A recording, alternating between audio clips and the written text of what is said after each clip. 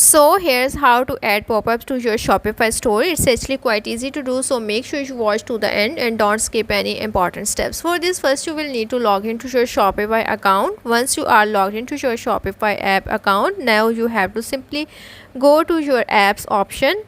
After that, here in the search bar you have to search for the pop-up. Now it will take you to this page where you have to simply scroll down and you can check all of these apps.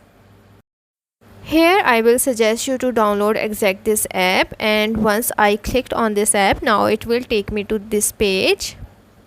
To add this app onto my Shopify store, I will simply click on the add app option, and once I clicked on it, now it will take me to the other page.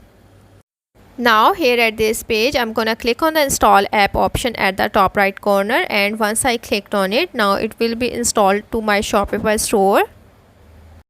Now as you can see that this app has been successfully installed to my Shopify store. Now here I'm gonna click on the pin option to pin it.